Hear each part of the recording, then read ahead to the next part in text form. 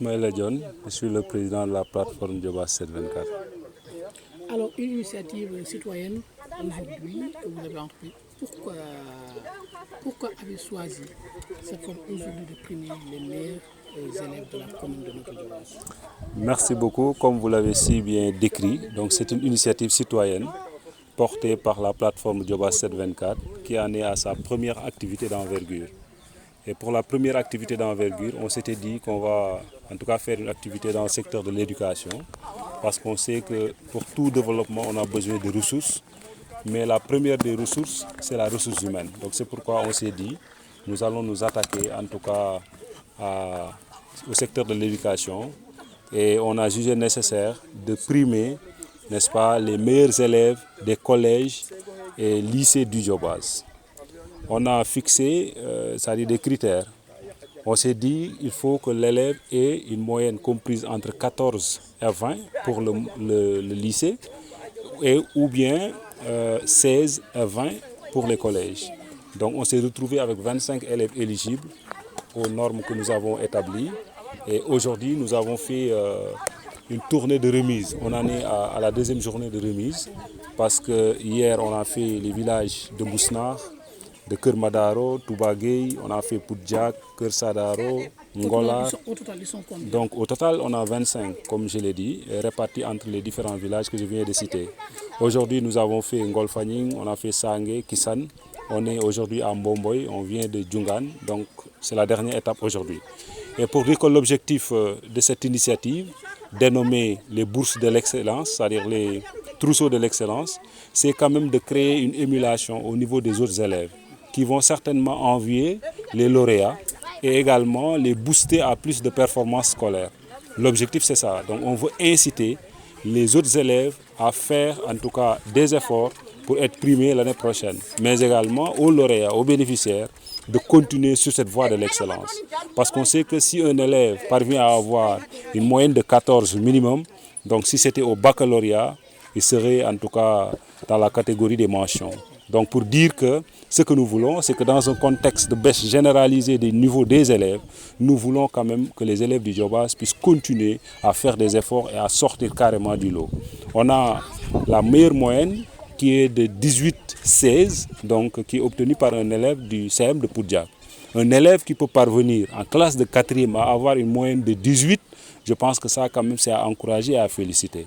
Et Diobass 724 a voulu quand même, comme je l'ai dit, inciter les élèves à de meilleurs résultats scolaires, mais également faire en sorte d'instaurer une concurrence saine entre les établissements.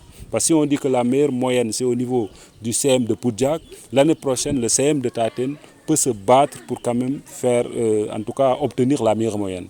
Donc l'autre chose également, c'est que nous avons un élève qui est en classe de terminale, qui a une moyenne de 15, qui a pu aussi obtenir son baccalauréat avec la mention bien.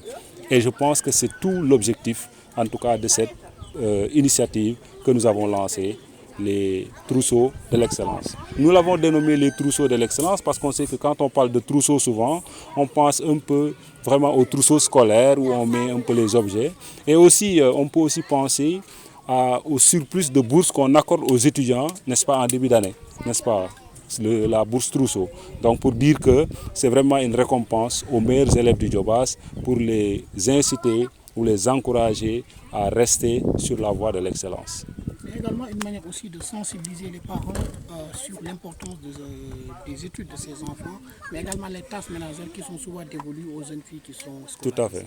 Tout à fait, comme vous l'avez si bien dit, l'autre objectif également, c'est d'avoir un contact direct avec les parents afin de les sensibiliser à un meilleur suivi des enfants à la maison. Parce qu'on sait que presque 80% du temps, n'est-ce pas, les enfants le passent à la maison. Donc pour dire que peut-être les 20% qui sont dévolus à l'école ne suffisent pas pour que l'enfant puisse exceller. Donc le travail fait à la maison, en tout cas, constitue une part importante, n'est-ce pas, dans l'éducation de l'enfant. C'est pourquoi nous avons sensibilisé les parents pour plus de suivi, plus de rigueur, mais également qu'ils puissent alléger en quelque sorte les tâches dévolues aux enfants, notamment les jeunes filles.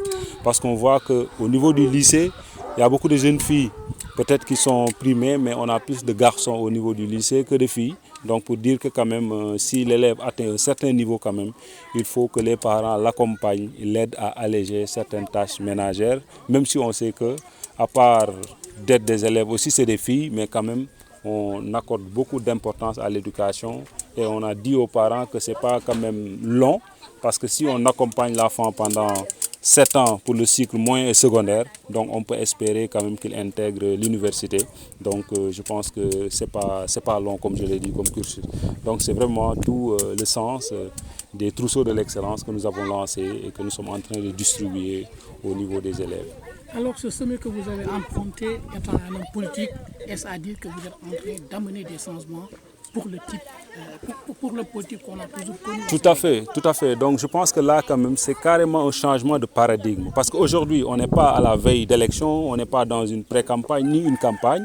On est vraiment on est en fin d'année scolaire. Donc la logique voudrait, comme nous, comme je l'ai dit encore une fois, notre objectif c'est de contribuer au développement du Diobass. La logique voudrait qu'on encourage à chaud, n'est-ce pas, qu'on félicite à chaud ces élèves-là afin qu'ils puissent continuer sur la voie de l'excellence. Effectivement, l'approche va beaucoup changer parce qu'à la place des cérémonies protocolaires où on fait en tout cas des tentes, on invite les enfants, leurs parents, on distribue des cadeaux, on parle à la presse, donc on a opté nous aller directement au contact des candidats. Sociales. Effectivement, des mobilisations sociales. Vous savez, peut-être ici c'est la dernière étape, mais partout où on a été, donc les enfants étaient autour de nous et ça quand même, c'était le but recherché.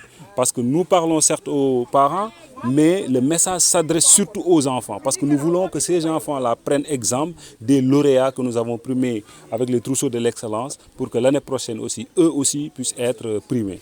Donc c'est vraiment le sens de ces déplacements-là. Et effectivement, c'est carrément un changement de paradigme.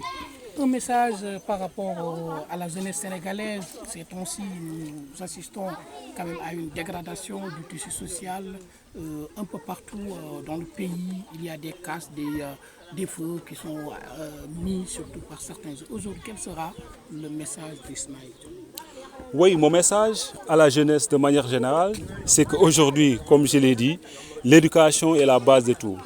Aujourd'hui, l'un des signes pour montrer que quand même tel ou tel est instruit, je pense que c'est de s'illustrer sur en tout cas les idées, mais pas d'utiliser la force. Autrement dit, aujourd'hui nous devons en tout cas mettre en avant, n'est-ce pas, les idées, les échanges, les arguments, au lieu quand même d'utiliser la force pour se faire entendre. L'autre chose également, c'est que le Sénégal nous appartient. Nous sommes jeunes. Et si Dieu nous prête longue vie, peut-être d'ici à 50 ans, on va être là, n'est-ce pas, à se regarder. Donc ça veut dire que si nous cassons aujourd'hui ce pays, c'est nous qui allons perdre parce que c'est nous qui allons encore souffrir et encore et nos petits enfants. Donc je pense qu'aujourd'hui ça c'est pas la voie en tout cas à emprunter. Et nous invitons aussi tous les jeunes à faire de même, à primer l'excellence, n'est-ce pas, à accompagner les enfants pour plus de résultats parce qu'on sait que la baisse de niveau c'est un peu partout.